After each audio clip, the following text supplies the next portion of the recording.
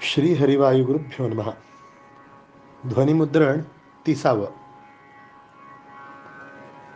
भर्जनं भवबीजानां मर्जनं सुखसंपदां तर्जनं यमदूतानां राम रामेति गर्जनं. किती छान श्लोक आहे बघा हा. आपण रामरक्षकला 36वा श्लोक. रामनामाचं राम रामेति गर्जनम, रामनामाची गर्जना जर केली तर काय होतं? भर्जनम भवबीजानाम. फिलॉसॉफी किती छान सांगितले बघा. भवबीज म्हणजे आपण जे काही कर्म करतो त्याचं बीज आपण रोवतो. म्हणजे आज जे आपण करणार ते आपण उद्या खाणार, व्याजासकट आपल्याला ते भोगावं लागणार. म्हणून ते as you sow shall you reap असं म्हणतात. तर तुम्ही जे आज पेरता ते तुम्हाला कापणी करून मिळणार. म्हणजे आजची तुमची कर्म भवबीजासारखी आहेत, बरोबर. तर रामनाम घेतलं तर काय होईल? भर्जनम भवबीजानाम, म्हणजे ह्या बिया भाजल्या जातील म्हणे. भाजलेल्या बिया किंवा कुठलेल्या बिया, दळलेल्या बिया यांचं रोप येतं का? रोप येत नाही. म्हणजेच ही भर्जनम भवबीजानाम, भवाचं बीज, दुःखाची बीज, दुष्कर्मांची बीज या रामनामाने भाजून निघतात. म्हणजे ती अंकुरित होत नाहीत, म्हणजे त्याचं फळ भोगावं लागणार नाही. काय सुंदर आहे बघा. मर्जनम सुखसंपदाम. मर्जनम म्हणजे त्याची योग्य पोषण निगा राखली जाईल. कशाची? सुखसंपदा. जे काही सुखसंपदा तुम्हाला मिळणार आहे त्याची योग्य निगा राखून, म्हणजे एका साध्या झाडाला समजा 10 फळं येणार असतील तर चांगली निगा राखल्यामुळे, योग्य पोषण मिळाल्यामुळे त्याला 20 फळं येतील. म्हणजे ते सुखसंपदा अनेक प्रत वृद्धिंगत होईल. आणि तर्जनम यमदूतानाम, यमाचे दूत. यमाचे दूत काय आणतात? मृत्यू आणतात. यमाचे दूत दुःख आणतात. यमाचे दूत पाप भोगण्यासाठी ते सगळं सिस्टीम आणतात, गरम तेल वगैरे वगैरे. हे सगळे तर्जनम, त्यांना काढून दे, चालते बा इथून असं म्हटल्यासारखं. किंवा त्यांच्यावर ताडण, त्यांच्यावर राग आणतात. ते घाबरतात. कशाला? फक्त रामनामाला. मग का बरं आपण हे सुंदर रामनाम नाही घेत? अहो, मेल्यानंतर लोक सांगतात हो राम नाम सत्य आहे म्हणून. आणि आमच्याकडे तरी पद्धत अशी झाली सगळीकडेच की त्या मड्यासाठी म्हणतात. क्यों बोल रे हो राम नाम सत्य? त्या मड्यासाठी. आता त्याला काय ऐकू येणार आहे का रामनामच सत्य आहे म्हणून? ते तुमच्या सगळ्यांसाठी आहे की बाबा रे सगळं खोटं आहे. जाताना स्मशानात सुद्धा चालत जाता येत नाही, लोकच घेऊन जाणार आहेत तुम्हाला. मग रामनामच सत्य आहे. मी असं म्हटल्यानंतर अहो असं म्हणत घरात म्हणायचं नसतं म्हणे. का? रामनाम हेच सत्य आहे म्हणायचं नसतं? वेडेपण आहे आमच्या. तसं ते खूळ भरले डोक्यात. मेल्यावरच रामनाम सत्य असतं का? रामनामच अनादि अनंत काळापासून सत्य आहे आणि सुलभ आहे. हो काय अवघड नाही. असं एक सुंदर रामरक्षातलं श्लोक घेऊन आज ज्या कामासाठी हा सुंदर रामायणाचा यज्ञप्रपंच केला, तो यज्ञप्रपंच जवळपास समाप्तीला आले. मुख्य कारण समाप्तीला येत आहे. रामचंद्रांनी रावणाचा वध करून आज तो दिव्य कुबेरानं दिलेला प्रचंड मोठा असा तो विमानात राम, सीता, लक्ष्मण, जांबुवंत, सुग्रीव, अंगद, विभीषणाचे काही मंत्री, असे महत्त्वाचे निवडक जे VIP होते, ही लोक त्या विमानावर आरूढ झालेली आहेत. आणि रामचंद्राच्या अत्यंत बाजूला, रामचंद्राला अगदी चिकटून तो दिव्य सहवास फील करत सीताराम बसलेले आहेत. त्याच्या सेवेसाठी पुढे हनुमान बसलेले आहेत. आणि सगळा विमान उडत जात असताना रामचंद्रांनी अत्यंत आनंदाने आपला पूर्ण पराक्रम रिवाइंड केलेलं आहे. कसं कसं केलं ते म्हणाले. तिथून रामचंद्र म्हणतात, हे मिथिलेश कुमारी, हे बघितलंस का? हीच ती लंका जिथे तू कैद होतीस. सीतेला डायरेक्ट अशोकवनात आणलं होतं, त्यामुळे तिने फक्त अशोक वाटिका बघितली होती. मग एकदा तरी परदेश गमन, एकदा तरी फॉरेन टूर करायला पाहिजे की नाही? तर अनायास फॉरेन टूर झाली होती. तर वरून तरी विमानातूनच दाखवलं. हा एफिल टॉवर, हे पॅरिसचं, हे हे असं आकाशातूनच दाखवायचं. मग परदेश गमन झालं. अर्थात राम आणि सीतेला काय हो, त्यांनीच सगळं निर्माण केलं. फक्त ही पूर्ण स्टोरी रिवाइंड करतात. रामचंद्र म्हणलात, हे बघ काय सुंदर नगरी आहे बघ. ह्या नगरीचा राजा रावण तुझ्या मागे लागला होता, हो की नाही? फक्त एक चुकलं त्याचं, त्यानं जबरदस्तीनं तुला आणलं. तो तुला राणी म्हणून आम्हा नवरा बायकोला दाम्पत्य भोजन म्हणून बोलवलं असतं लंकेत, तर आम्ही सगळी फिरलो असतो आणि एन्जॉय केलं असतो. त्याची मस्ती असो. पण ही ती सुंदर त्रिकूट शिखराग्रस्थाम पश्यम लंका महाप्रभाम एताम रणभुवम पश्य मांसकर्दम पंकिलम. म्हणतो त्याच लंकापुरीच्या बाहेर जसं घराचं सौंदर्य कसं दिसतं, घराच्या मालकिणीचा किंवा गृहलक्ष्मीचा आज स्वभाव कसा आहे, तिचं मूड कसा आहे हे कसं ओळखावं माहिती आहे? घराच्या बाहेरच्या रांगोळीवरून. सडा कसा घातलाय, रांगोळी कशी घातली. कैकदा तरी रांगोळी घातली नसेल किंवा शिळी रांगोळी असेल तर लोकांना पूर्वी काळच्या सिस्टीम होती की पूर्वी काळी पटकन समजायचं रांगोळी शिळी आहे म्हणजे एक तरी घरच्या कर्त्या स्त्रीला अडचण आलेली आहे किंवा सोयर किंवा सुतक आलं तर पटकन ते चौकशीला यायचं. बाहेरून ग काय प्रॉब्लेम आहे का, काय बरं नाही का तुला. म्हणून सूर्योदयापूर्वीच आम्ही काय म्हणतं रेडी फॉर आवर लाईफ हे दाखवण्यासाठी सुंदर रांगोळी काढली जायची. आज तशी सिस्टीमच नाही. सगळीकडे स्टिकर चिकटून टाकलेले आहेत. रांगोळीवर उंबऱ्यावरती स्टिकर आणि सुवासिनीच्या कपाळावरती स्टिकर. नुसतं चिकटवणे हा काम झालेला आहे. तो एक्सपिरियन्स करणे हे नाहीच झालं. असो तर ते ते रामचंद्र त्या पूर्ण अयोध्या नगरीचं वर्णन असं करतात की ह्या नगरीचं बाहेर त्याचं दुःख दाखवण्यासाठी तो जो प्रचंड मोठा चिखल दिसतो तो त्या प्रेतांचा, त्यांचा हाडा मासा रक्तांचा चिखल आहे. आता पुन्हा विभीषणाला जाऊन ते सगळं स्वच्छ करून पुन्हा लंकापुरी वसवावी लागेल. म्हणजे त्याचं जे वाईट होतं ते सगळं बाहेर काढलेलं आहे. पण त्यावरून लंकेची पूरस्थिती कळते. झालं लंकापुरी बघ. आणि हा बघ हाच तो समुद्र ज्यावर त्यांनी पूल बांधला. तो दिसतोय का? तुझ्यासाठी काय काय केले बघ. हे सुंदर पूल आम्ही बांधलेला, ते सेतुबंध. त्या सेतुबंधाच्या त्या पलीकडे हे बघ, हे दिसते आमची सुंदर अशी भारतभूमी. तिला नमस्कार कर. ही तुझी मातृभूमी. हा आणि त्या भारतभूमीच्या सुरुवातीला असते जे देऊळसारखं दिसते की नाही, भरपूर गर्दी आहे बघ, लोक येतात तिकडे. तो सेतुबंध रामेश्वर. त्या शंकराची स्थापना मी केली. कारण माझं मन सदैव तुझ्यामध्ये होतं.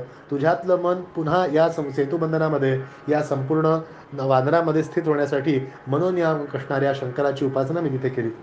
हां, ते बघ थोडंसं पुढं बघते बघ, दिसतंय का? तो जो डोंगर आहे ना, ती किष्किंधापुरी. चित्रविचित्र आभूषणांनी, चित्रविचित्र तोरणांनी, चित्रविचित्र महालांनी बांधलेली ती किष्किंधापुरी ही म्हणजे आमच्या महाराज सुग्रीवांची नगरी. काय सुग्रीव महाराज?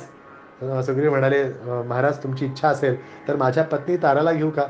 माझ्या पत्नी रुमाला पण घेऊ का? आणि विदुषी तारांना पण घेऊयात, म्हणजे त्यासुद्धा हे तुमचं दिव्य अभिषेक बघतील. रामचंद्र प्रसन्न झाले. थोडासा विमान तिथे शॉर्ट ब्रेक घेतला आणि सुग्रीवांनी त्यांच्या ताराधिक ज्या स्त्रिया, उत्तम स्त्रिया होत्या, त्या सगळ्यांना पण विमानात घेतलं. विमानात जात जात जात ते म्हणाले, हे बघ, ही किष्किंधापुरीच्या थोडंसं पुढे हा येतो ऋषमुख पर्वत. ह्या ऋषमुख पर्वतावरच्याच पंचवटीकडे मी वालीला मारलं होतं. ऋषमुख पर्वताच्याकडेच असणारं त्या वालीला मी इथं मारलं. म्हणजे किष्किंधापुरीचा जो वाली मूळ राजा होता त्याला मारण्याचं काम मी इथं केलं. त्यातून थोडंसं पुढे ते बघ, तिथे बघ, तिथे मी जटायूला मारलं होतं. जटायूला अग्निदहन केलं होतं. आणि ह्या वाट्यातल्या अनेक ऋषींची आश्रमं दाखवत, अनेक ऋषींनी काय काय त्यांना सेवा केली हे सांगत सांगत सांगत ते पंचवटीत आलेले आहेत. पंचवटी आठवते का सीता? शेवटी आपण इथेच भेटलो होतो. इथंच आपण शूर्पणखेचं नाक कापलं होतं. त्यानंतर खरदूषण आणि त्रिजटा नावाचे 3 असुर आले होते आणि त्यांचा संहार करून नंतर तो हरण जे तू म्हणाली तीस की नाही, ज्याच्या मागे जा म्हणून सांगितलं होतं, तो हरण नव्हताच.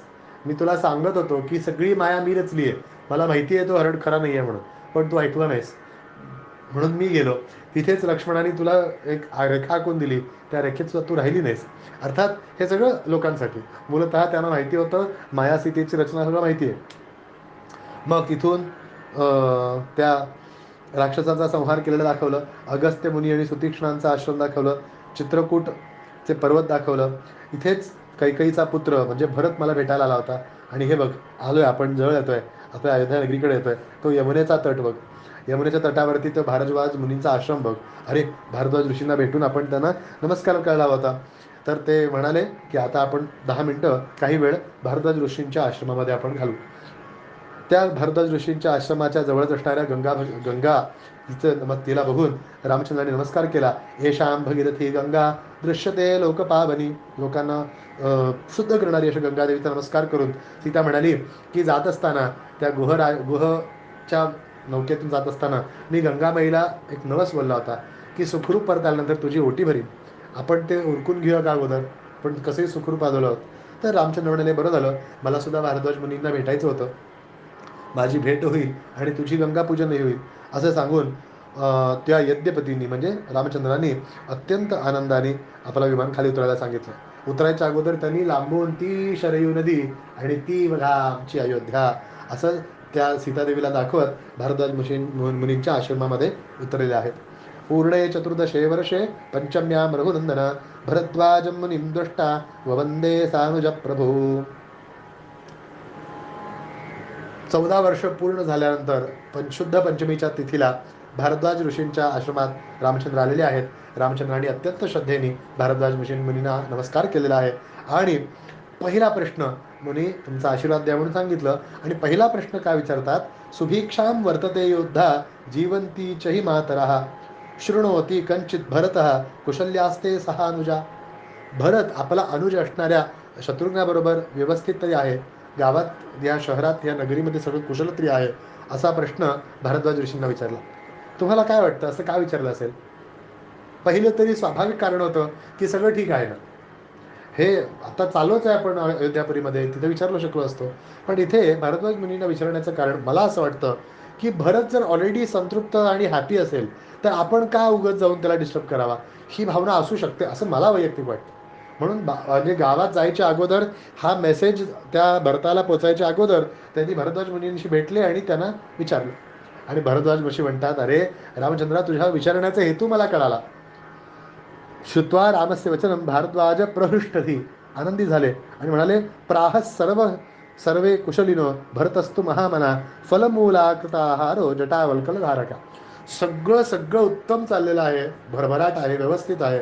फक्त एक प्रॉब्लेम आहे, फलमूलकृता आहारो जटावल्कल धारका. तो भरत मात्र महामुनी असण्यासारखा आमच्या सगळ्यांना कॉम्पिटिशन द्यायला लागलाय.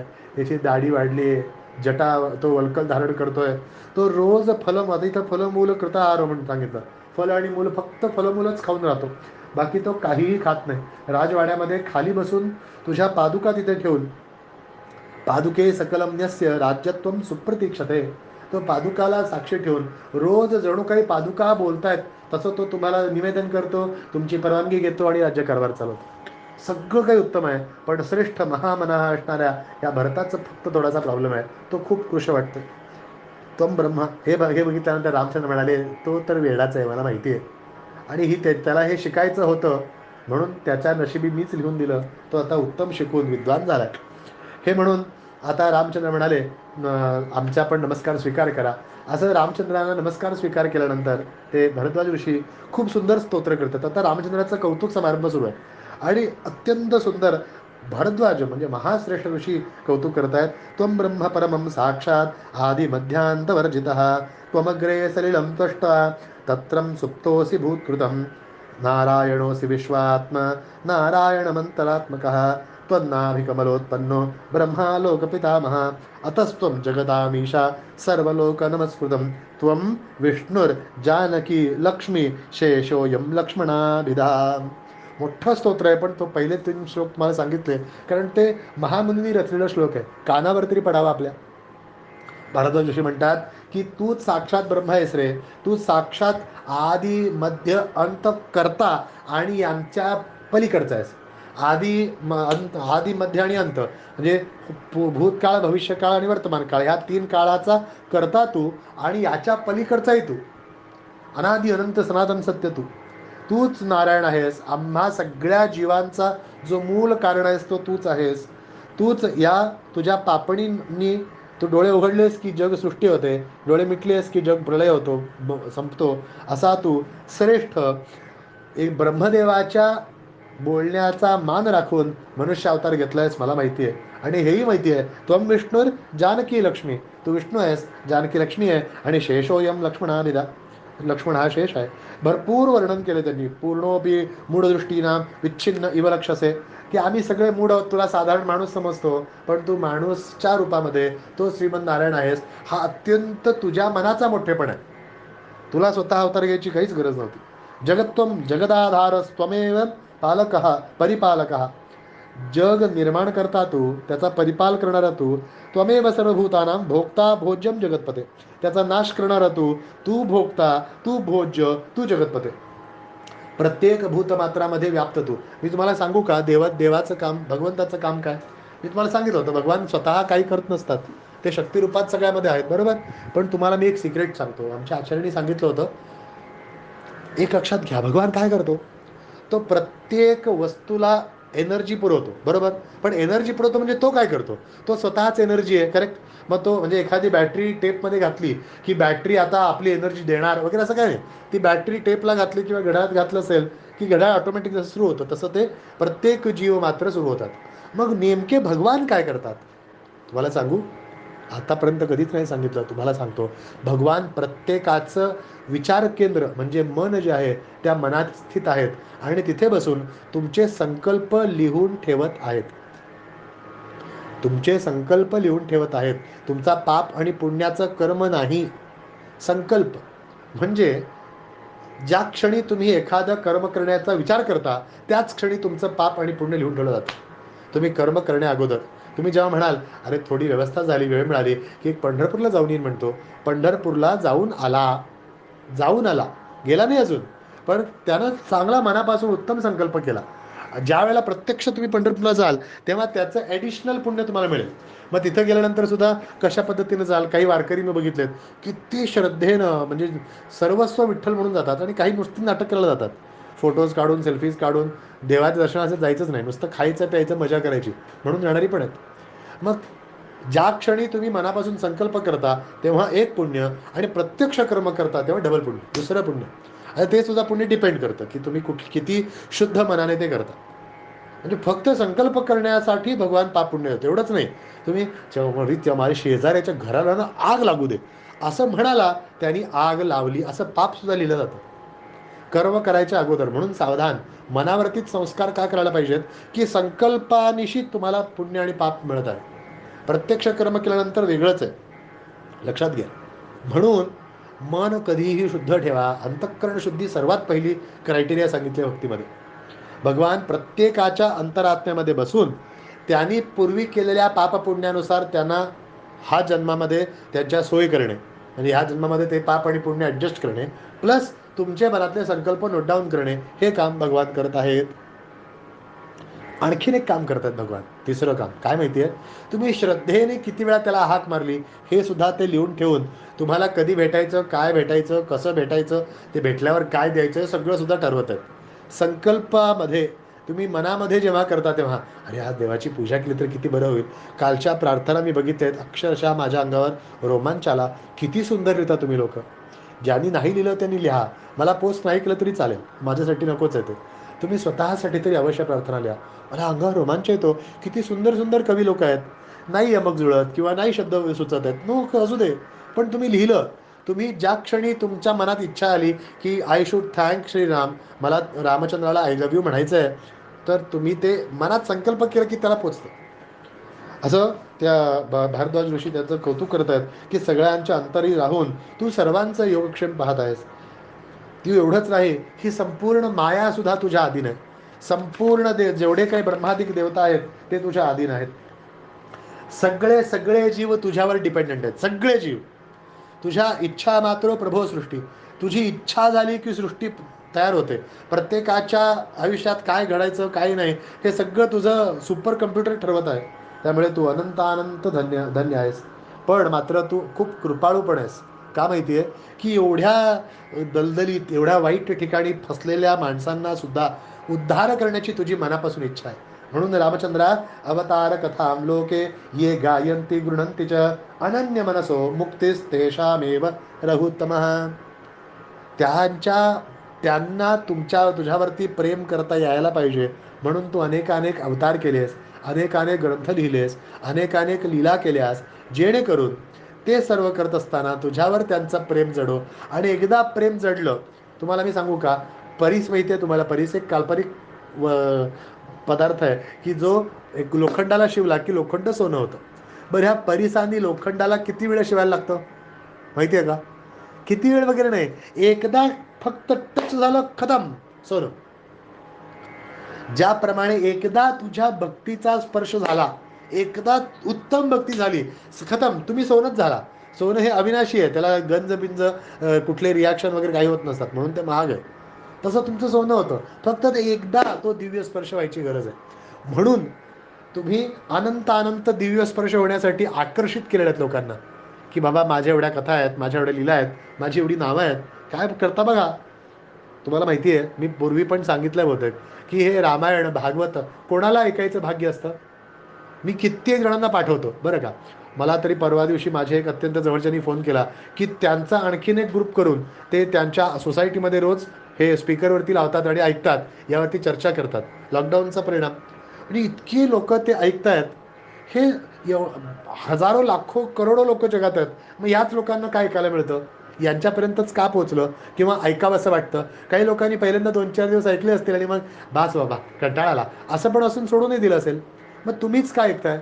याच्यासाठी भागवतात एक श्लोक येतो. भागवत म्हणतं की ज्या लोकांनी मला पूर्वजन्मामध्ये पाहिलंय, म्हणजे रामजन्मामध्ये आपण सगळी माकडं असू किंवा कुठला तरी त्या गुह निषाद राजाची कुठेतरी सेना असू, आम्ही त्याला पाहिलंय. अच्छा, हेच काय तो राम? पाहिलंय. कृष्णावतारामध्ये आम्ही त्याला पाहिलंय. कुठली तरी गोपिका, कुठली तरी गाय, कुठलं तरी झाड झालं असू आपण पाहिलंय. पाहिलेल्याचं पुण्य म्हणून तुम्हाला कथा ऐकायला मिळतात, अन्यथा मिळत नाही. भगवंताला प्रत्यक्ष पाहिलंय म्हणजे काय, म्हणून तुम्हाला हे पुण्य मिळालं. पुण्य मिळून ह्या कथा भगवान का ऐकतात माहिती आहे? तू ज्याला पाहिलंच ना बाळा, त्याच्यावरती प्रेम करायचं राहून गेलं. ज्यांनी प्रेम केलं ते वैकुंठात गेले. तू पाहिलंस, मला अनुभवलंस, फील केलंस, फक्त प्रेम करायचं राहून गेलं. अजून एक चान्स तुला देतो. जसं रावणाला दिलं तर तसं तुम्हाला सांगतो, अजून एक चान्स देतो. चल, माझी आठवण करून देतो तुला. मी कोण आहे, मी कोणकोणत्या लीला केल्या, हे सगळं आठवण करून देतो. आता तरी प्रेम करून बघ. आता प्रेम नाही केलं, संपलं. मग पुढं डास, ढेकूण, पाल, डुक्कर, मासा, किडा, मुंगी, वडाचं झाड, पिंपळाचं झाड, हरा. ते जेलीफिश नावाचा एक प्रकार असतो समुद्रामध्ये, तो कित्येक हजार वर्ष जगतो म्हणे. आता ते कधी मरायचं बाप? त्या जीवाचे काय हाल. ह्या सगळ्या 84 लाखाच्या फेऱ्यातून नका हो अडकू. भगवंतानी पुन्हा ओळख करून दिली आहे. ज्याची ओळख भगवंतानी दिली तो सर्वोत्तम आहे, तो प्रिय आहे. त्याच्यासाठी काही खर्च करावा लागत नाही, त्याला काही द्यावं लागत नाही, फक्त मनापासून प्रेम करावं लागतं. बस एकदा प्रेम केलं की तोच म्हणतो, अनन्या चिंतेतो माम ये जण पर्युपासते तेषाम नित्याभियुक्तानाम योगक्षेमम वहाम्यम. या जीवाचा योगक्षेम काय आहे हे मी पाहतो, म्हणून त्यांनी कबूलच केलंय. संपलं. मग तुमचा योगक्षेम जर वैकुंठात आहे तर तुम्हाला पाठवणारच. मग तुम्हाला काही करावं लागत नाही. जसं एखादं बाळ पूर्णपणे आईला शरणागत असतं, आई त्याला बरोबर जेव खाऊ घालते, त्याची शिशू काढते, त्याला छान झोपवते, त्याचे आजार पण बघते, रात्र रात्र जागून आई काळजी करते. बाळाला काही काळजी आहे का? त्याला काही प्रत्यक्ष करावं लागतं का? काही नाही. त्याला फक्त ट्वॅ एवढंच करायचं. दुखलं की ट्वॅ करायचं, बरं वाटलं की हा करायचं, बस. एवढं सुख तुम्हाला भगवान देण्यास तयार आहेत. मग फक्त त्याला आई मानलं पाहिजे, पूर्ण शरणागत व्हायला पाहिजे.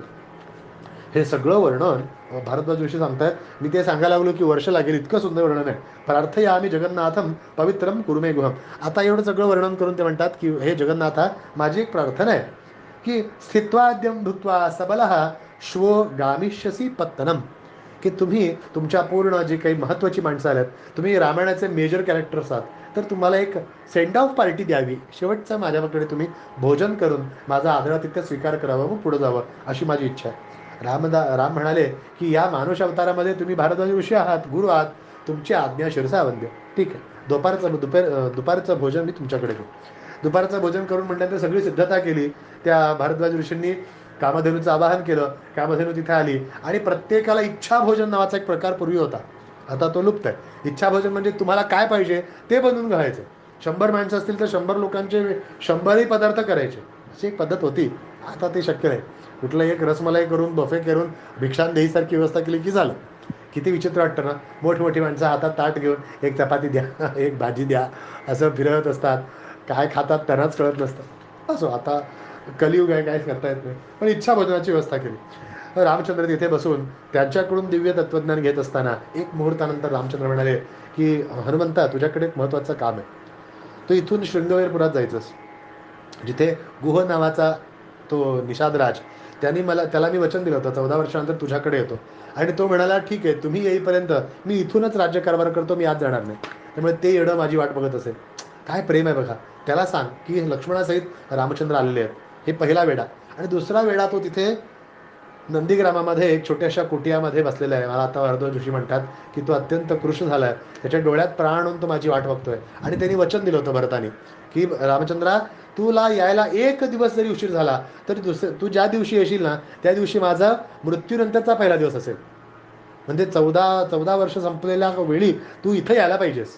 आणि दुसऱ्या दिवशी तू अयोध्या नगरीला जायचं नाही आपल्याला, आपण नंदीग्रामात राहायचं 14व्या वर्ष संपल्या दिवशी, आणि नेक्स्ट डे तू अयोध्यात जाशील, हे वचन आहे त्याचं. त्यामुळे तो बिचारा तिथे लाकडं गोळा करत बसला असेल चिता रचायला. त्यामुळे भानुती राया तूच गेला पाहिजेस. हे एक आश्चर्य. आमचे आचार्य खूप सुंदर सांगतात की हे काम लक्ष्मणाला देऊ शकले असते की नाही, तू जा सांग म्हणून, पण त्यांनी हनुमंताला दिलं. कारण मनाला जे काही विकार होतात ते मारायचं काम हनुमान सहज करतात. आणि म्हणून तिथे भरताचे इमोशन्स कसे असतील त्याला समजायला पाहिजे, त्याला प्रसंग बघून व्यवस्थित वागायला पाहिजे. आणि लक्ष्मण थोडासा अधीर आहे, तो पटपट बोलून टाकतो, थोडासा चिडखोर आहे, तो काही वेगळं नको करायला नको, म्हणून त्यांनी अत्यंत शांत असणाऱ्या, जबाबदार असणाऱ्या मारुतीरायाला पाठवून दिलं. आणि मारुतीरायाला सांगितलं, हे बघ, तू पहिली गोष्ट म्हणजे मनुष्य वेशात जा, आणि दुसरं, मी भारद्वाज ऋषींचं हे सगळं संपवून मी गुह राजाकडेच गेलेलो असेल तेव्हा तू तिथेच मला भेट, काय प्लॅनिंग आहे बघा. आणि इथे त्यांनी सगळा तो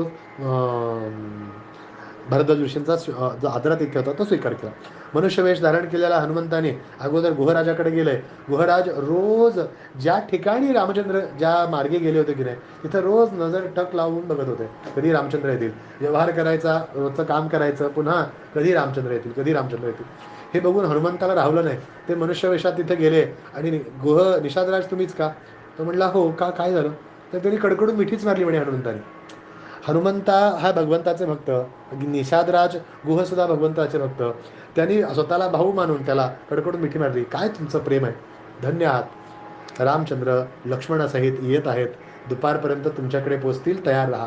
हा, काय निषादराजाच्या त्या गुहाची काय अवस्था झाली असेल, त्याला काही कळलं नसेल. अरे एवढी शॉर्ट नोटीस आहे, चला रे राम येणार आहे, आवरा आवरा आवरा, ठीक आहे ठीक आहे, नमस्कार करून निघूनही गेले. हनुमंत स्मितहास्य करून हसतात, काय वेडी माणसं आहेत ही, रामचंद्रावर किती प्रेम. अरे मला चहा पाणी तरी विचारायचं कोणी.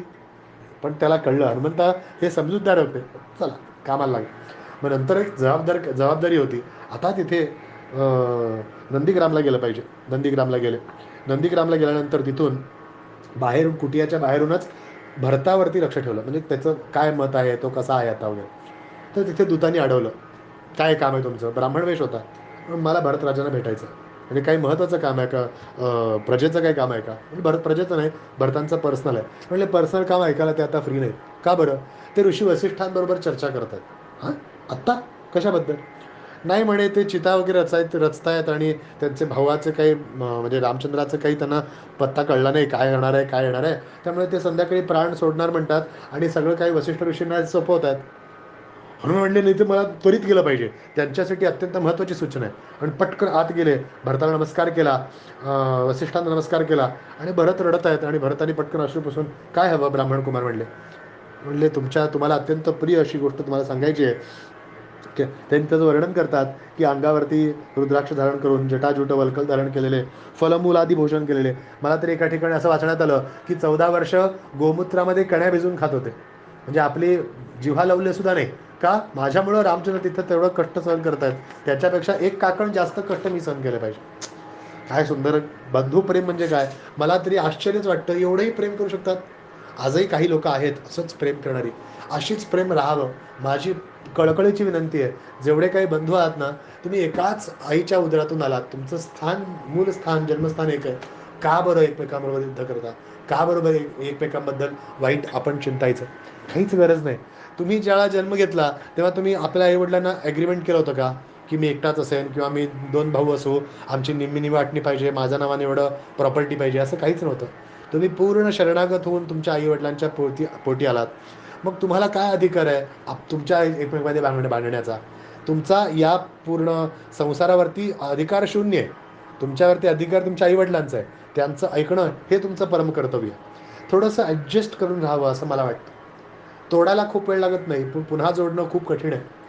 काही दुष्ट भाऊ असतातच, त्यांचं काय म्हणजे विभीषण रावणासारखे असतात, मग त्यांना काय पर्याय नाही.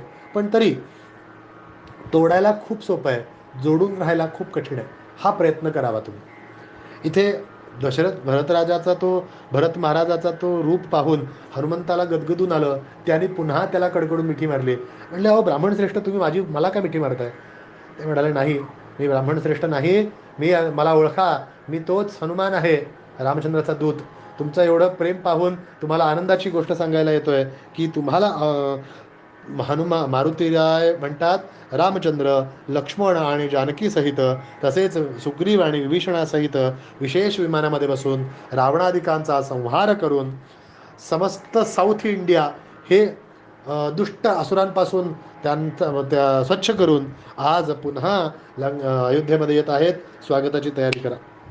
हे ऐकल्याबरोबर भरताची अवस्था इतकी विचित्र झाली की ते म्हणतात एका क्षणासाठी तो मूर्छित गेला.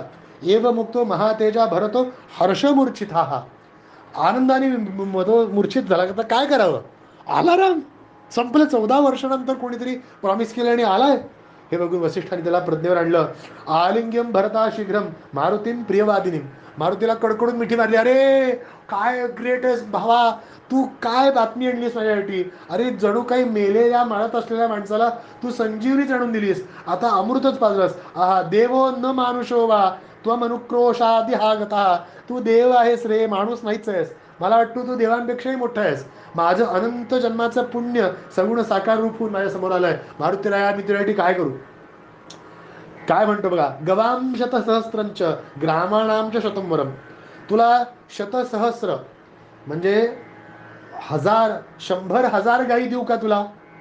गायी का ग्रामाणांच शतंवरम, 100 गावं देऊन टाकू का तुझा? यापेक्षा हे दोन्ही देतो. आणि सर्वाभरण संपन्ना मुग्धाम कन्या असतो षोडशाम. तुला 16 उत्तम वयात आलेल्या सर्व आभूषणासहित अशा 16 कन्या देतो. गाई पण घे, गाव पण घे. अरे काय करू मी तुझ्यासाठी? हे बघून मारुतीराय म्हणले, अरे आम्ही साधे कौपीन लंगोटधारी, पण तुम्ही जे म्हणताय ना, याच्या करोडपट श्रीमंती माझ्याकडे ऑलरेडी आहे. ते म्हणजे माझ्या रामचंद्राचं माझ्यावरती प्रेम. बास, तुम्ही एवढं बोललात, भरपूर झालं. मला सगळं मिळालं. मला काहीही नको. ही जी काही निर्लेप माणसं असतात की नाही, हे अशीच असतात बघा. एवढं 100 गावं म्हणजे त्याचं टॅक्स किती येईल, त्याचं काय परिस्थिती, आणि शतसहस्र गवा म्हणजे गायी काय असेल. पण त्याने विचार सुद्धा नाही केला एक क्षणाभराचा सुद्धा. तोच निजभक्त. कारण प्रत्येक एखादी वस्तू मिळाली की त्याचं रक्षण भरण आलंच. त्याचं पुन्हा एखादी प्रॉपर्टी आली. मी तुम्हाला एक छान गोष्ट सांगतो, मला आठवलं म्हणून. एक साधू होते आणि साधू उत्तम कीर्तन करत, गात, नाचत, आनंदात गावोगावी फिरत होते. त्यांचा एक शिष्य होता. तो म्हणायचा की माझे गुरु किती आनंदी राहतात सदैव. एका गावामध्ये कोणीतरी प्रसन्न झालं, महाराज तुम्ही इतकं छान कीर्तन करता, रामायण भागवत छान सांगता, माझ्याकडून ही सोन्याची ताट तुम्हाला भेट. त्यांनी नको म्हणलं, पण त्यांनी जबरदस्ती दिली. आता ते सोन्याचं ताट आल्याबरोबर ह्यांचं जे आनंदाने ते प्रवचन करत होते, कीर्तन करत होते, ते थांबलं. सदैव त्या शिष्याकडे, अरे ताट आहे ना, ताट आहे ना. हां सर. मग तो शिष्य, अरे तुम्ही आनंदाने मजा करा ना, हे ताटात कशाला अडकून बसलाय? काही ठिकाणी सोन्याची वीट म्हणून सांगतात. सोन्याची वीट आहे ना. तर ते ऋषी सारखे विचारायचे, कोई चिंता तो नाही आहे, कोई चिंता तो नाही आहे. म्हणजे ते वीट होतं ना त्या शिष्याकडे, म्हणून सारखे विचारायचे. एका गावाहून दुसऱ्या गावाकडे चालले, कोई चिंता तो नाही आहे, कोई भय तो नाही आहे म्हणायचे. शिष्य म्हटला, नाही नाही, हे आमच्या गुरुच नाहीच आहेत. त्यांचा जीव त्या विटेमध्ये अडकला होता. दुसऱ्या गावी चालले होते, त्यांनी ते वीट काढली आणि त्या नदीत फेकून दिली. नकोच म्हटले वीट. मग त्या ऋषीने विचारलं पुढच्या गावात गेल्यानंतर, अरे शिष्य, कोई चिंता तो नहीं है, कोई भय तो नहीं है? म्हणले, गुरुजी अब आप निश्चिंत रहिए, अब पूरा भय पूरी चिंता पीछे गांव के समुद्र में, गांव के नदी में मैंने फेंक दी म्हणलं. गुरुला कळलं, अरे चिंता आणि भय म्हणजे तो शिष्य नव्हता. चिंता आणि भय होतं ते सोन्याच्या विटेचं. म्हणजे जे काही ऐश्वर्य मिळेल त्याचं परत रक्षणच करायला पाहिजे, काही गरज नाही. हनुमान म्हणले, मी आनंदी आहे, मला जे आहे त्याच्यात आनंदी आहे. आणि हे सगळं म्हणून आता त्याला भरतराजाला प्रचंड आनंद आला. म्हणले, धन्यवाद धन्यवाद अगस्ती वसिष्ठ ऋषी, आता आपण रामचंद्राच्या स्वागताची तयारी केली पाहिजे, संध्याकाळपर्यंत पोहोचतील म्हणे. भरतराज मुनींचा स्वीकार, आदरातिथ्य स्वीकार करून त्या गुहाला भेटून संध्याकाळपर्यंत पोहोचतील. तर तुम्ही तयारी लागा. अरे शत्रुघ्न कुठे आहे? शत्रुघ्न ये रे, सगळी सेना घेऊन ये. सगळ्या सेनेला सांग ते शस्त्रास्त्र सोडायची आणि सगळं गाव सजवून टाकायचं. गुढ्या तरण उभं करा, दुधानी आणि त्या सुंदर अशा गुलाबजलानी तुम्ही ते सगळी नगरी सजवा, रंगरंगोटी करा, रांगोळ्या घाला. स्त्रिया पुरुषांना उत्तम कपडे घालून आरत्या, जे काही शुभवस्तू तुमच्याकडे आहेत, जे काही भेटवस्तू आहेत, ते सगळं घेऊन तुम्हाला त्या अयोध्येच्या वेशीपर्यंत या. सगळ्या राण्यांना कळवा. त्या दशरथाच्या पत्न्या काही सुमित्रा आणि कौशल्या यांना सांगा रामचंद्र येत आहेत, ढोल नगारे वाजू देत, ऋषींना मंत्र म्हणू देत, स्त्रियांना उत्तम गान करू देत. अरे सगळी तयारी करा. हो हो हो. शत्रुघ्न म्हटला दादा कळलं कळलं, आणि पटकन तयारी लागले. शत्रुघ्नाला जर काही कळे ना काय करावं, तो पुढे जातोय परत मागे येतोय, अरे हे नको अरे म्हणे, मग त्या पादुका वगैरे करायला लागला. वशिष्ठ म्हणले शांत हो, तू पादुका घे, बाकी सांभाळतो आम्ही. काय प्रेम असेल रे बाबा, खरंच मला आश्चर्य वाटतं कसं काय या लोकांचं असेल. झालं. इथे रामचंद्रांनी हनुमंतांनी सांगितल्यानंतर भरतानी सगळी तयारी करायला सांगितली. त्यानंतर हनुमान पुन्हा आपल्या परत जागेवरती आलेले आहेत, आणि त्यांनी रामाला सांगितलं की तो खूप आनंदी झाला आहे, दोन्हीकडे आपली अपॉइंटमेंट फिक्स झालेली आहे आणि आपण तिथे जाऊ. सजावट झाली, टोळी टोळीने शुभवस्तू घेऊन ते सगळे त्या नंदीग्रामच्या पाशी आलेले आहेत. त्या पादुका रामचंद्राच्या सुवर्ण थालीमध्ये ठेवलेल्या त्या डोक्यावर घेऊन भरत तयार झालेला आहे. रामाचं दिव्य विमान आलं आणि सगळे हा रामचंद्र की जय, रामचंद्र आलेले आहेत, हा राम हा राम, रामचंद्र रामचंद्र म्हणून सगळीकडे गडगडाट सुरू आहे. लोक रडतायत, मूर्छित पडतायत, त्याला डोळ्यांनी काय खाऊ का पिऊ झालं, सगळे आनंदी होत आहेत. भरत मात्र विव्हल होऊन, रामचंद्रा किती रे तुला माझ्यामुळे त्रास घ्यावा लागला, म्हणून सगळीकडचा तो आनंद, स्त्री बाला युवा वृद्धानाम रामोयमिती कीर्तनात. त्यांना काही सुचतच नव्हतं काय म्हणावं, राम जय म्हणावं, राम सीता, काही कळत नव्हतं. तोंडाला येईल ते बडबडत होते, कारण त्यांचा आत्मा प्रत्यक्ष प्रकट झाला होता. काय सुंदर आहे. रामचंद्राचा तो विमान खाली उतरला नंदीग्रामापर्यंत.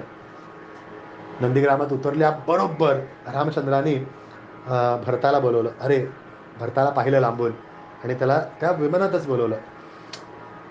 मला तरी सहन होत नाहीये खरं. त्या विमानामध्ये भरत जेव्हा आला ना, प्रत्येक त्याचा पावला गणित त्याला असं वाटत होतं की जणू काही मी आत्तापर्यंत जे काही 14 वर्ष त्रास सहन केला, तो सगळा पावली माझा त्रास कमी होत आहे आणि मी दिव्य आनंदापर्यंत चाललेलो आहे. त्या उत्तम अशा मोठ्या विमानामध्ये हळूहळू भरत चाललेला आहे. त्याला काहीच सुचत नव्हतं, मी काय करावं. बस आता रामाला पाहिलं, आता देहच सोडून द्यावा का, कशाला, आणि पुढं काय करू मी. संपलं ना, मला जे ध्येय प्राप्त करायचं होतं, मला जे पाहायचं होतं, तो स्मितहास्य करणारा राम आपल्या पत्नीबरोबर त्या दिव्य विमानामध्ये पुन्हा आलाय. आता तो राज्य करेल ना, मी का जगू आता. काय त्याची इमोशन असतील ना त्या भरताचे. तो भरत म्हणाला, भरत सहज गेला आणि त्या पादुका, त्याला काहीच कळत नव्हतं काय करावं. त्या पादुका नुसत्या खाली ठेवल्या आणि रामचंद्राच्या पाय घट्ट धरले आणि खूप रडला. इतका रडला जणू काही त्यांनी आपल्या अश्रूंनी पायच धुतले रामचंद्राचे. रामचंद्राने त्याला अलगद उचललं आणि भरता म्हणून हाक मारले. रामचंद्राने भरताचं नाव घेतलं म्हणजे भरताचं रोम रोम कंपायमान झालं. रामचंद्राने त्याला कडकडून मिठी मारली. सगळी जण स्तब्ध होत आहेत, गळागळा रडतायत. रामचंद्र प्रत्यक्ष रडत आहेत. काय रे, ही भक्तीची पराकाष्ठा आहे, ही वैराग्याची पराकाष्ठा आहे. सगळं सुख तुझ्या हक्काचं असून सुद्धा तू वेड्यासारखा राहिलायस बघितलं. काही बोलत नव्हते. 10 मिनिटं काहीही बोलले नाहीत, फक्त इमोशन शेअर केले. ते मिठी मारल्यानंतर हृदयाला हृदय पडतंय ना, फक्त तेच होतं, बाकी काही नव्हतं. सगळी जण तो दिव्य भरत मिलाप, भरत आणि रामचंद्राचा भेट बघतायत. हे बघितल्यावर लोकांच्या डोळ्यात अश्रू, आणि नंतर मग ढोल नगाडे वाजू लागलेत, सगळीकडे गर्जना व्हावी लागली. भरत म्हणाले, दादा झालं, माझं संपलं, तू दिलेली जबाबदारी संपली, आता पुन्हा स्वागत आहे तुझं. रामचंद्र काहीही बोलले नाहीत, त्यांना सुचत नाही काही. भरतानी मग लक्ष्मणाला मिठी मारली, म्हणले तूच पुण्यवान आहेस रे, ह्या रामचंद्राची सेवा करायला नुसतं तुलाच भाग्य मिळालं, आम्ही मूर्ख, आम्ही पापी रे. लक्ष्मणाला मिठी मारून त्याला नमस्कार केला, सीतामाईला नमस्कार केला. मग जेवढी काही लोक आली होती त्या प्रत्येकाला भरत प्रेमाने मिठी मारतो. सुग्रीव, जांबुवंत, अंगद, मैंद, द्विविध, नील, ऋषभ, सुषेण, नल, गवाक्ष, गंधमादन, शरभ, पनस, या सगळ्यांनी मिठी मारली. का, तुम्ही माझ्या भावाबरोबर आलात, माझ्या स्वामीबरोबर आलात, त्यामुळे त्याचं जे काही आहे ते सगळं पूज्य आहे, सगळंच उत्तम आहे. हे सगळं बघून सुग्रीवाला तो म्हणतो, तत्सहाय्येन रामस्य जयोभूत रावणो हतः त्वमस्माकं चतुर्णाम तू भ्राता सुग्रीव पंचकम. सुग्रीवा, हा सगळा आनंद तुझ्यामुळे बघायला मिळाला आम्हाला, बरं. म्हणून आतापर्यंत आम्ही फक्त 4 भाऊ होतो. त्वमस्माकं चतुर्णाम तू भ्राता सुग्रीव पंचकम. आता सुग्रीवा, तू आमचा 5वा भाऊ. असं म्हणून मग रामचंद्र तिथेच कौसल्याने आले होते. रामचंद्राने कौसल्याला नमस्कार केला. काही तोंड लपून उभी होती. रामचंद्र म्हणले, कशाला, सगळा पराक्रम तुझाच आहे खरा, म्हणजे रामचंद्राची खरी ओळख तुझ्यामुळेच मिळाली.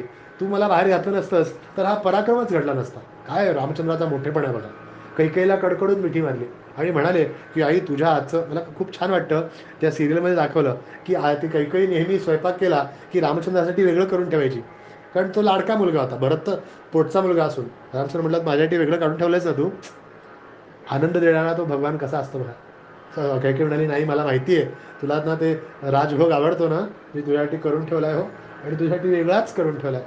तू बाकी सगळ्यांसाठी आहे आणि तुझ्यासाठी वेगळं दिलं आहे. काय प्रेम असेल. सुमित्राला भेटला, अगं आई तू धन्य आहेस, मला तुझे किती उपकार मानावेत. अगं मला एक कणभरही दुःख येऊ दिलं नाही तुझ्या मुलाने. काय गाय तुला त्याचं कसं पोचलंयस, त्याला काय घालून तू मोठं केलंयस मला माहीत नाही. म्हणून सुमित्रेच्या गळ्यात त्यांनी प्रेमाने तिला मिठी मारली. राजमेतन्यासभूतं मया निर्यातितं तव अद्य मे सफलम जन्म फलितो मे मनोरथा. भरत म्हणतो रामचंद्राला तिथं बसवलं आणि म्हणाले त्याचे पाय धुतले, त्या पादुका पुन्हा त्यानं घालायला दिल्या आणि भरत म्हणाला मला पूर्ण विश्वास आहे माझा जन्म का होता की तुम्ही एखादं काम करायला गेला बाहेर आणि जाता जाता अरे जरा सांभाळ रे, आपण म्हणतो की नाही जरा गाडी सांभाळ किंवा जरा घर सांभाळ म्हणून जसं चावी देतो तसं तू मला काम दिलं होतंस. हेच माझ्या आयुष्याची कर्तव्य होतं, ते कर्तव्य पूर्णपणे सांभाळलं. बाबा रे अद्य मे सफलम जन्म फलितो मे मनोरथा, माझा जन्म सफळ झाला. आता माझ्या जबाबदारीमध्ये बघा भरताचा पराक्रम. कोष्ठागारम बलम कोशम कृतम दशगुणामया त्वत्तेजसाम जगन्नाथ पालयस्वम पुरस्वकम. जाताना मला तू जे दिलं होतंस त्याचं योग्य निगा राख म्हणून सांगितलंस, ते कोशागार म्हणजे धन जे काही जेवणाचं वगैरे असतं ते, बलम म्हणजे शत्रू सैन्य बल वगैरे, आणि कोष्ठ कोष्ठ म्हणजे धनधान्य, बलम म्हणजे सैन्य, आणि कोश म्हणजे पैसा अडका. या सगळ्या मी शतपटम दशगुणम मया मी 10 पट करून ठेवलेले आहेत. म्हणजे जाताना तू दर 1 लाख मला पैसे देऊन गेला असेल तर ते 10 लाख केलेले आहेत. सैन्य वाढवलेलं आहे, धनधान्यांनी विपुल केलेलं आहे, लोकांना समाधानी केलं आहे. बाबा रे मला जेवढं समजलं तेवढं मी केलेलं आहे. काय ह्याचं ते कौतुक आहे बरं का. का बरं जमलं असेल हे भरताला माहिती आहे, कारण भरत मी राजा म्हणला असता तर त्याला ऑप्शन होता चुकण्याचा. इथे भरताने काय केलं, पादुकांना राजा मानलं, तर आज आपण जे काही करू ते राजाला सांगायचं आहे या भीतीने उत्तम राज्यकारभार त्यांनी केला. भीती म्हणण्यापेक्षा ह्या जबाबदारीने उत्तम त्यांनी राज्यकारभार केला. कोणाला तरी रिपोर्ट करायचं आहे असं जर असेल ना तर आपण चांगलंच काम करतो, आणि म्हणून 10 पट राज्य वाढवलं. सगळ्या आसपासच्या शत्रूंना मारलेलं आहे, प्रजा संतुष्ट आहे, सगळीकडे रोगराईंनी मुक्त आहे, सगळे व्यवस्थित पेन्शन खाऊन आनंदात आहेत, सगळी सुभोज्य व्यवस्था केलेली आहे. कारण सगळ्याचा मूळ रोजच्या संध्याकाळचं रिपोर्टिंग असायचं पादुकांना की रामचंद्र आज हे झालं, हे केलं, हे केलं, ह्याच्यासाठी काय करू, मला वाटतं हे करावं का, हां मी हे करतो, असं पादुकांना साक्षी ठेवून करत होता. त्यामुळे अत्यंत उत्तम राज्यकारभार भरतानी केलं आहे. इथे अब्रवीत पुष्पकम देव गच्छम वैश्रवणम वहा. रामचंद्राने पुष्पक विमानाला सांगितलं पुष्पका जा बाबा तू तुझ्या कुबेराच्या सेवेला निघून जा, आणि तिथे असणाऱ्या रामो वसिष्ठस्य गुरो पादांबुजम नत्वा यथा देव गुरु शतक्रतुः. जसा इंद्र आपल्या बृहस्पती ऋषींना जसा शरण जातो तसं रामचंद्र सुद्धा आपल्या ऋषींना म्हणजे वसिष्ठांना नमस्कार करत आहे. इथे बोलून पुन्हा सगळ्या व्यवस्था तिथे नंदीग्रामात ते सगळे बसलेले आहेत. भरतानी रामाचे चरण धुवायचा पुन्हा एकदा फॉर्मॅलिटी केली, पादुका त्यानं चढवल्या, आणि तुम्हाला आम्ही सगळं काही परत देत आहे, तुमचा राज्य ददामी तत्तेच पुनर्यथा तो मददा मम, मला तुम्ही जे दिलं होतं ते पुन्हा मी तुम्हाला देत आहे. कैकेयी समस्त ऋषी समस्त प्रजा यांच्या इच्छेखातर रामचंद्रांनी अत्यंत विनम्रतापूर्वक ते स्वीकार केलं. भरता तू जे मला दिलंस आता ते परत शतपटीने वाढवायचं, तू दशपटीने वाढवलंस, शतपटीने वाढवायच्या जबाबदारी मी स्वीकार करत आहे. म्हणून ते स्वीकार करून आपल्या समस्त पितृलोकांना वंदन करून, देवतांना वंदन करून, आईनं वंदन करून रामाने तो राज्य पुन्हा स्वीकार केलेला आहे. इथे मात्र शंकर म्हणतात मानुषेण तू राज्य येणं किम तस्य जगदीश तू. जगदीश असणाऱ्या जगाचा ईश असणाऱ्या रामचंद्राला ह्या छोट्याशा राज्यामध्ये काय स्वारस्य असेल. पण तुम्ही आता लीला पुरुष आहात, एक लीला करत आहात, त्यामुळे फॉर्मॅलिटी म्हणून राज्य स्वीकार केलं पाहिजे. तिथे ताबडतोब क्षौरासाठी एक माणूस बोलवण्यात आला. म्हणजे रात्र तिथे घालवली, सर्वांनी जेवण खाण उरकलं. दुसऱ्या दिवशी सकाळी क्षौर म्हणजे जे काही जटावल्कलं वाढली होती, जटा वगैरे वाढले होते ते सगळं काढण्यासाठी क्षौर कर्म केलं. मंगल स्नान करण्यात आलं. ऋषींच्या मंत्रामध्ये त्याला विशेष असा वेगवेगळ्या औषधींनी स्नान करण्यात आलं. सर्वांना उत्तमोत्तम वस्त्र, अलंकार, आभूषणं देण्यात आली. राम आणि सीतेचा शृंगार पर्सनली, रामाचा शृंगार लक्ष्मण आणि भरतानी केला. सीतेचा शृंगार त्या मांडवी आदी स्त्रियांनी केला. आणि जेवढे काही वानर युथांच्या पत्नी होत्या, म्हणजे सुग्रीवाच्या पत्नी वगैरे होत्या, त्याला कौशल्याधिकांनी त्यांना शृंगार केला. म्हणजे प्रत्येकाला वेगवेगळ्या आभूषणं व्यवस्थित शृंगार करून प्रत्येक जेवढा माणसं तिथे आली होती त्या प्रत्येकाला विशेष सुगंधी उठणे बिटणे लावून वगैरे आंघोळी करण्याचा घालून विशेष वस्त्र आभूषण त्यांना देण्यात आली. सुंदर अशी पालखी सजवण्यात आली ज्यामध्ये स्त्रिया होत्या.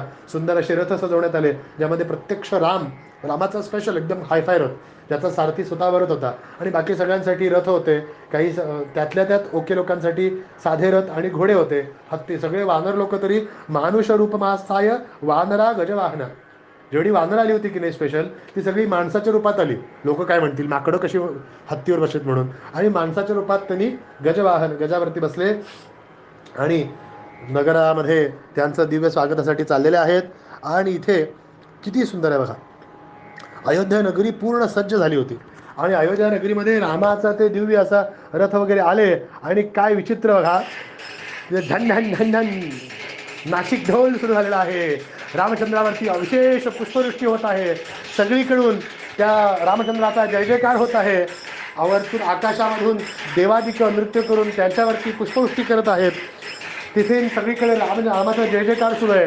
कोणी दूध उधळत आहे, कोणी पायावरती पाणी घालत आहे, रथाच्या घोडे पुजतायत, कोणी आरत्या करतायत, कोणी जयगान गातायत, नृत्य करतायत, कोणी दानधर्म करतायत, मिठ्या मारतायत. रामचंद्राला पाहून कित्येक जण मूर्छित होत आहेत. स्त्रिया अधिक जेवढे काही कामधंदे सगळे सोडून पळत बाहेर आले, अरे माझे राम आले, माझे राम आले. ज्या रामासाठी पूर्ण 14 वर्ष नगरीमध्ये एकही मंगल कार्य नव्हतं, जणू काही सगळे मंगल कार्य एकाच दिवशी होणार आहेत, असा दिव्य रामचंद्राचं स्वागत होत आहे. हा हा, काय नृत्य होतं. वेद मंत्र म्हणतायत ब्राह्मण, स्त्रिया नृत्य करतायत. त्या पूर्ण गावामध्ये असणारी बालकं वेडी बेभान होऊन तरुण माणसं त्या रामचंद्राच्या रथाच्या आसपास नृत्य करतायत, नाचतायत, गातायत. रामचंद्राचं ते दिव्य स्वागत होत आहे. आहा हा, काय सुंदर स्वागत होतं. आणि स्वागत करत करत करत त्या छोट्याशा अंतर कापायला कित्येक वेळ घेऊन मग हळूहळू वाट करत रामचंद्रांनी प्रत्येकाला त्यांच्या त्यांच्या श्रद्धेप्रमाणे, त्यांच्या त्यांच्या लायकीप्रमाणे यथाशक्ती त्यांना नमस्कार करून, त्यांना वंदन करून, त्यांचं प्रेम स्वीकारून राजमहालापर्यंत पोहोचलेत. नाशिक ढोल संपलेला आहे. राजमहाला पोचून तिथे जेवढ्या काही उत्तम स्त्रिया ऋषीपत्नी होत्या, कौशल्याधिक आई होत्या, त्या सर्व तयार होऊन रामचंद्राचं दिव्य स्वागत होत आहे. आरती केलेली आहे, पायावर दूध घातलेलं आहे. राम, लक्ष्मण, सीता सगळे, भरतसुद्धा आला नव्हता अजून. सगळ्यांना त्यांचं दिव्य स्वागत, त्या जंगी स्वागत म्हणतात ना, असं झालं आहे. रामचंद्रांनी पुन्हा ते सगळं महाल बघितला. आज जणू काही इंद्रभवनच तयार झालं इंद्रासाठी, म्हणून नवीन इंद्रासाठी तयार व्हावं असं. सुंदर रामचंद्रांनी उजव्या पाऊल ठेवून आतमध्ये गेलेले आहेत. आत गेल्याबरोबर तो रामचंद्र म्हणतात, भरता, विशेष असे महाल जे काही सिद्ध केलेत त्या प्रत्येकाला फ्रेश होण्यासाठी जाऊ दे. सुग्रीव, विभीषण वगैरे आले होते. प्रत्येकाला राहण्यासाठी सुयोग्य व्यवस्था भरतांनी केलेली होती अगोदर. त्या प्रत्येकाला त्यांच्या राहण्यासाठी त्यांच्या खोल्या दिल्या, त्यांना फ्रेश करण्यात आलं. आणि नंतर भरत म्हणाला, सुग्रीव महाराज, तुमच्याकडून छोटी कृपा होईल का? काय बरं? तर उवाचत महातेजा सुग्रीवम रघुमानुजा राघवस्याभिषेकार्थम चतुस्सिंधू जलम शुभम. 4 सिंधूची जल आम्हाला अपेक्षित होती, आम्ही नद्यांची जल अपेक्षित होते, तेव्हा तुम्ही व्यवस्था करू शकाल का? सुग्रीव म्हणाले, अहो याच्यासाठीच तर आमचं आहे, काही काम सांगा आम्हाला. आणि चला, सगळी वानरं पळाली. जेवढ्या नद्या भारतभूमीवरती आहेत, जेवढे समुद्र भारतभूमीवरती आहेत, जेवढी तीर्थ भारतभूमीवरती आहेत, त्या सगळ्यामधून विशेष जल संध्याकाळपर्यंत पाहिजे म्हणून सांगितलं सुग्रीवाने. अरे सगळे दिव्य मायावी होती वानरं. हा, मनोवेग. मला परवा दिवशीच एक खूप छान सांगितलं की मारुतीराय ते संजीवनी पर्वत त्यांनी कसं आणलं, त्यांचा वेग किती होता. तर रामदास स्वामी म्हणतात, आला गेला मनोगती. मनोगती म्हणजे काय? मनाची गती कशी? मनामध्ये तुम्ही स्वित्झर्लंड म्हटला, किती वेळ लागला स्वित्झर्लंडला जायला? एका क्षणात स्वित्झर्लंडला जाऊ शकता तुम्ही, एका क्षणात. तुम्ही बायका, अरे मी दिल्लीला पोचायला पाहिजे ना, दिल्ली पोचला, मन तिथं गेले, एवढ्या फास्ट सगळे गेले. सगळी महाअभिषेकाची व्यवस्था करण्यात आली. काय दिव्य तो वाडा सजवण्यात आला. मोठमोठे ऋषी लोक आले होते. मोठमोठी यज्ञ सुरू होती. सगळे पीडा जाऊ देत, सगळे दुष्ट शक्त्या जाऊ देत म्हणून वेगवेगळे रत्न हे सुरू होते. सगळ्या नगरीमध्ये जेवढे काही मंदिरं आहेत त्या मंदिरामधल्या सगळ्या देवतांसाठी विशेष वस्त्र, आभूषण, बली, नैवेद्याची व्यवस्था करण्यात आली. जेवढी काही लोक होती 8 दिवस पार्टी सुरू होती बरं का. 8 दिवस चूल बंद. अरे काय म्हणेल ते कल्पनातीत पदार्थ. कारण आता ऑलरेडी राम सगळीकडे फिरून आले होते, साऊथ इंडिया वगैरे. अयोध्येत इडली डोसे माहीत नसतील, सगळी व्यवस्था केली होती रामचंद्राने. आय एन्जॉय सगळं. भरत महाराजांनी तरी इतकी सुंदर तयारी केली होती. आज तो दिव्य रामचंद्राचा राज्याभिषेकाचा दिवस आलेला आहे. हा हा हा हा, काय सुंदर. प्रचंड मोठा सिंहासन, सुवर्ण सिंहासनामध्ये चित्रविचित्र रत्नांनी चमचम चमकणारा तो सिंहासनाच्या पुढे एक प्रचंड मोठ्या कायलीसारखं सुवर्ण एक भांडं ठेवण्यात आलेलं आहे. त्यात एक आसन ठेवून रामचंद्राला तिथे अभिषेकासाठी बसवलेलं आहे. विशेष वनौषधी, विशेष अभिमंत्रित केलेलं पाणी, ह्या चतुस्सिंधूमधल्या जल ह्या अनेक तीर्थांमधलं जल, हे प्रत्येक जण एक एक एक एक नाव सांगताय. ऋषी लोक, मुनी लोक, पंडित लोक मंत्र म्हणतायत आणि वेगवेगळे महान ऋषी मोठ्या श्रद्धेनं रामचंद्राचा अभिषेक करत आहेत. हा हा हा, काय दिव्य असेल ते. तिथे कुठेतरी सनई वाजलेलं आहे, कुठं नृत्य सुरू आहे, कुठं बाहेर पार्टी तरी सुरूच आहे. डीजे जो काल लागलाय तो डीजे संपलाच नाही. लाइटिंग काय डीजे फोडायचं नुसतं. हा, कारण आनंद आहे. माझ्या मनाचा स्वामी राम आज प्रत्यक्ष अवतीर्ण होऊन आज त्याने ह्या शरीराचा पुन्हा ताबा घेतलाय. म्हणजे काय आनंद होत असेल. मला तरी ते काही शब्दच सुचत नाहीत काय सांगावं म्हणून. झालं तो दिव्य अभिषेक, तो दिव्य असा सुंदर असा तो कार्यक्रम झाला. आणि नंतर तिथे आवर्जून येतो म्हणून सांगणारे महादेव तिथे आलेले आहेत. महादेवांनी प्रचंड मोठा नमोस्तु रामाय सशक्तिकाय नीलोत्पल श्यामलकोमलाय किरीटहारांगदभूषणाय सिंहासनस्थाय महाप्रभाय मोठं वर्णन केलं. रामचंद्राला पुन्हा ते सगळं स्नानानंतर पुन्हा मंगलस्नान करून त्यांना पुन्हा विशेष आभूषण, विशेष वस्त्र, विशेष असे ते अलंकार घालून राम सीतादिक त्या महासिंहासनावरती त्या सिंहासनाचा अभिषेक करून सिंहासनाची पूजा करून रामचंद्र त्यावर बसलेले आहेत. विशेष अभिमंत्रण करत तो दिव्य असा रत्न मुकुट घेऊन रामचंद्रावरती सियावर रामचंद्र की जय असं म्हणून त्यांच्या किरीटावरती, डोक्यावरती ते किरीट ठेवण्यात आलेलं आहे. विशेष अभिमंत्रण करण्यात आलेलं आहे. महत्त्वाचे जे लोक होती जसे महादेव यांनी स्तुतिगान केलेलं आहे. अरे मोठं स्तुती आहे. मी त्यात आता अडकणार नाही, माझा वेळ संपत आली आहे. त्यांनी अनादि अनंत काळापासून तूच आहेस, सर्व देवांचा मुख्य तूच आहेस, अग्नी तूच, वायू तूच असं सांगून सगळ्या देवांची शक्ती तूच आहेस. तूच ब्रह्म, तूच विष्णू, तूच महेश. वादिनाम पृथिगेवेश विभासी ब्रह्मनिश्चित मनन्यदिहेकम. तूच मत्स्यादी अवतार धारण करून पुराण पुरुष झालेला आहेस. तूच अनेकानेक अवतार धारण करून राक्षसांपासून ह्या भूमीला वाचवलेला आहेस. तू अगम्य आहेस तरी सुद्धा तद्भक्त सेवा मलमानसानाम, मनापासून सेवा केलेल्या भक्तांना तू गम्य आहेस. तुझ्यापासूनच तुझंच नाम घेत अहम भवन्नाम गुणकृंतार्थे वसामी काश्या मनीषम भवान्या. गौरी सहित मी काशीमध्ये तुझं नाम घेतच तिथे स्थित आहे. मुक्ती, ज्यांना मुक्ती हवी आहे, मुमूर्षु मानस्य विमुक्त हे येहम दिशामी मंत्रम तव राम नाम. ज्यांना ज्यांना वैकुंठ पाहिजे ना आणि मला म्हणतात शंकरा मला वैकुंठ द्या, त्यांना मी कानात राम मंत्रच देतो. एवढा परमश्रेष्ठ राममंत्र आहे. मग इंद्राने स्तुती केली, तुम्ही आमच्या देवांचं मूल करता आहात, प्रेरणा आहात, शक्ती आहात. आमचं पुन्हा राज्य तुम्ही मिळवून दिलं, त्यामुळे तुमचा जय जयकार असो. समस्त देवगण बोलले हता यज्ञभागा धरा देव दत्ता. आम्हाला यज्ञभागच मिळत नव्हता कारण तो रावण सगळ्यांना किडनॅप करून बसला होता. आम्हाला पुन्हा आमचं मान सन्मान तुम्ही मिळून दिला. तुम्ही धन्य आहात, तुम्ही श्रेष्ठ आहात. पितृगण म्हणले हतोद्य त्वया दुष्टमे दैत्य महात्मन गयादौ नरैर्दत्त पिंडादिकांना. म्हणजे सगळी लोक गया ठिकाणी वगैरे पिंडदान करत होते, पण आम्हाला ते काही मिळत नव्हतं कारण सगळे देवता अडकून बसलेले. कोविड-19 सारखे सगळ्या कार्य अडकून बसलेले, सगळे कुठलेही पूजापाठ चाललेले होते. आता तुझ्यामुळे आम्हा सगळ्या पितृलोकांचं कल्याण होईल. तुम्ही धन्य आहात. सगळे यक्ष म्हणाले आमचं सगळं बल, आमची सगळी ताकद तो रावण वापरत होता. आम्ही त्याच्या पालखीचे भोई झालो होतो, त्यामुळे तुझ्यामुळे आम्ही मुक्त झालो. तू धन्य आहेस. गंधर्वादिक म्हणाले की आम्ही उत्तम संगीत नृत्य कुशल होतो, पण आमचं सर्व नृत्य कुशल हे धर्मासाठी नसून अधर्ममय असणाऱ्या रावणासाठी होत होतं. असं हुश जमलो आम्ही. तर एवढ्या सगळ्यांनी कौतुक केलं. याच्या पुढे परत महानाग, सिद्ध, किन्नर, मरुत, वसु, मुनी, गौ, गुह्यक्ष, पक्षी, प्रजापती, अप्सरा समूह, सगळ्या देवता सगळे सगळे रामचंद्राचं यथाशक्ती कौतुक करत आहेत ते हेच देऊ शकतात. कौतुकाबरोबर त्यांनी यथाशक्ती त्यांना अनेकानेक उत्तमोत्तम भेटवस्तू दिल्या. रामचंद्राने सुद्धा आपल्याकडून उत्तमोत्तम जेवढे काही शक्य आहेत तेवढे त्या प्रत्येकाला भेटवस्तू दिल्या. तसंच आपल्या स्वतःचं राज्याभिषेक झाल्यानंतर 1,00,000 घोडे, 1,00,000 दूध देणाऱ्या गायी आणि शेकडो बैल ब्राह्मणांना दान दिल्या. तसेच 30 कोटी सुवर्णमुद्रा, 30 कोटी सुवर्णस्य ब्राह्मणेभ्यो ददौ पुनः, 30 कोटी सुवर्णमुद्रा दान केलेल्या आहेत. आपल्याकडच्या विशेष रत्न आणि सुवर्ण भांडार सुग्रीवाला दान थोडंसं त्या रत्न भांडारातला श्रेष्ठ हार सुग्रीवाला दिलेला आहे. दिव्य बाजूबंद अंगदला दिलेले आहेत. करोडो चंद्रासारखे आभूषित असणारे अमूल्य मणी सीतेला दिलेला आहे. सीतेनं मणी गळ्यात घातला आणि इकडे तिकडे पाहू लागली.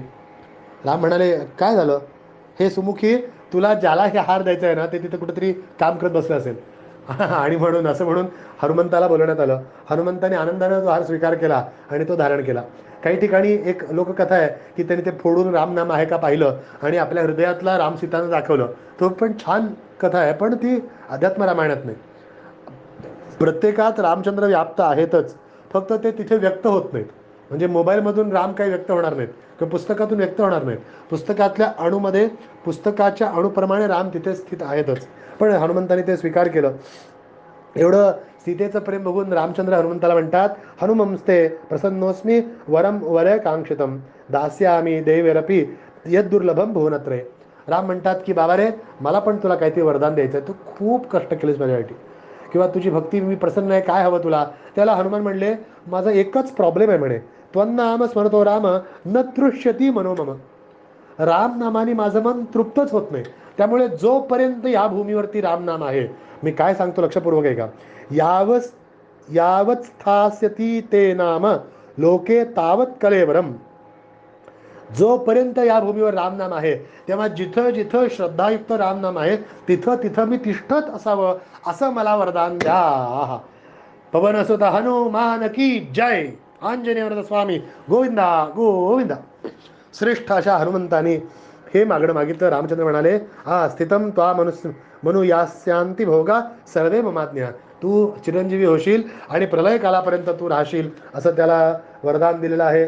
समस्त वानरांना रामचंद्रांनी अनेकानेक वस्त्र आभूषणं देऊन त्यांचा सत्कार केलेला आहे, त्यांना भेट दिलेली आहे. यानंतर युवराज पदावरती त्या लक्ष्मणाला युवराज पदावरती स्थापन केलेलं आहे आणि सुंदर असं रामराज्य स्थापन होतं. मला माहिती आहे वेळ झाला, पण मी थोडासा वेळ घेईन कारण मला हाच संपवायचा हा कांड. रामराज्य म्हणजे काय? रामराज्य असं होतं की राजा आणि प्रजा असे दोन नव्हतेच. एक प्रचंड मोठी फॅमिली होती आणि त्या फॅमिलीवरती प्रचंड प्रेम करणारा असा कर्ता पुरुष होता, तो म्हणजे राम. लोकाभिमुख असणारा राम. सदैव यज्ञयाग पूजापाठ असायच्या, रोज धर्मसभा असायच्या, लोकांपर्यंत धर्म पोचत होता. कोणीही विधवा तिथे नव्हते, कधीही चोरी चकारी झाली नाही, कोणावरही अन्याय अत्याचार झाला नाही, कोणाचाही अवेळी मृत्यू झाला नाही, कुठलेच रोग तिथे आले नाहीत. सगळे ज्या ऋतू होत्या त्या वेळेत यायच्या. म्हणजे मला तरी वाटतं पाऊस पण कसा पडायचा, सकाळी बरोबर 9 ते 12, संध्याकाळी पुन्हा 9 ते 6 ते 9 असा वेळेत व्यवस्थित पडत होता. अत्यंत सुभोज्य. प्रत्येक बीज आपल्या कैक पटीनं धान्य देत होतं, प्रत्येक झाडं कैक पटीनं राशी देत होत्या, प्रत्येक ठिकाणी आनंद होता, प्रत्येक ऋतू सुसह्य होता. अति ऊन अति पाऊस अति थंडी नसायची. 10,000 वर्ष एवढं सुंदर राज्य होतं म्हणे. दशवर्ष सहस्राणी रामो राज्यमुपात्सता. हे रामराज्य इतकं सुंदर होतं, इतकं लोकाभिमुख होतं की अनेको देवता व्रत करायचे की मला रामराज्यात 100 वर्ष राहायचे आहेत, मला रामराज्यात राहायचं आहे, आमचा पिकनिक रामराज्यात व्हावा. तर तिथे इतका आनंद असायचा, रोज नवनवीन सणवार असायचे, रोज नवनवीन आनंद मिळत होते. रामराज्य अत्यंत सुंदर होतं. याच्यापेक्षा मोठं आहे पण मी पटपट आवडतो. इदम रहस्यम धनधान्यम वृद्धिम दीर्घायुर आरोग्यकरम सुपुण्यदम. असा हे दिव्य रामराज्य. इथे रामराज्याची कथा, रामायणाची विशेष कथा इथे समाप्त होऊन आता रामायणाचं जे विशेष असं म्हणजे ही कथा संपते. अजून उत्तर रामायण आहे. विशेष असं रामायणाचं महत्त्व. रामायणम भाषितमादिम दिशम शंभुनः, अशा शंभूनी जे आपल्या पत्नीला सांगितलं दिव्य रामायण, इथे उत्तम रामायण, रामायणाचं महत्त्व इथं सांगत आहे. शृणोती भक्त्या मनुजा समाहितो, भक्त्याम पठेद्वा परितुष्ट मानसा, सर्वां समाप्नोती मनोगता शिशु, विमुच्यते पातक कोटिभी क्षणात.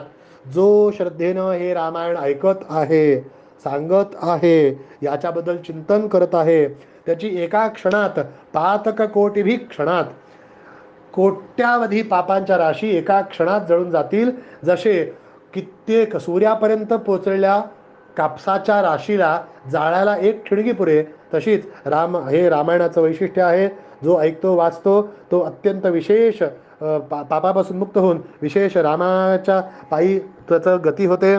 धनार्थीला धन मिळतं, पुत्रार्थीला उत्तमोत्तम पुत्र मिळतात. जे असे पुत्र जे त्याचं नावलौकिक वाढवतील असे पुत्र होतील. ज्यांना शत्रू आहे ते शत्रू वशीभूत होऊन ते आपल्या ऐकणाऱ्याचे दास होतील. शतायू पुत्र, त्यांच्याकडून कीर्ती वाढेल. जे व्रतस्थ होऊन हे रामायण ऐकतील ते नंतर राममय होतील, म्हणजे रामचरणात वैकुंठ प्राप्ती त्यांना मिळेल. असे अनंत अनंत वर्णन. एवढंच काय, हे कथा कोणी ऐकावी? ज्याच्या मनामध्ये रामनामाबद्दल प्रेम आहे त्यांनी ऐकावी. एवढंच काय, रजस्वला वा यदी रामतत्परः, त्यांच्या घरात सोयरसुतक आहे, अडचण आहे, स्त्रियांचा प्रॉब्लेम आहे किंवा दुःख शोक आहे, वाईट अवस्था असताना सुद्धा जो श्रद्धेनं रामचंद्राचं हे कथा स्मरण करेल त्यालाही त्या दुःखातून मुक्ती होऊन त्याला उत्तमोत्तम लाभ मिळेल. याचा सरळ सरळ कारण हे सांगितलं आहे की रामचंद्राची कृपा जर तुमच्यावरती झाली तर रामचंद्र या लोकात तुम्हाला इप्सित जे काही सुख आहे ते तुमचे पाप नाश करतील, हवे ते सुख देतील आणि वरच्या पारलौकिक सुद्धा सुख तुम्हाला मिळेल.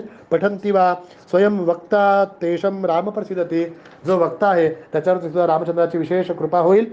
आणि या जन्मामध्ये धर्मार्थ काम मोक्षाणाम यद्यदिच्छति तद्भवेत श्रोतव्यम नियमे नैत्यम रामायण मखंडितम. अखंड रामायण केलं त्याचा सगळे पुरुषार्थ धर्म काम अधर्म अर्थ काम मोक्ष पूर्ण होऊन काय होईल बघा.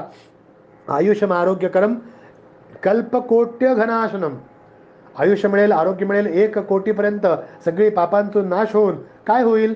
तुम्ही जर व्यवस्थित रामायण ऐकला तर तुमच्या सगळ्या देवता, देवाश्च सर्वे तृष्यंती, सगळ्या देवता तृप्त होतील. तुमचे कुलदैवत, तुमचे जे ग्रामदैवत, इष्टदैवत सगळे तृप्त होतील.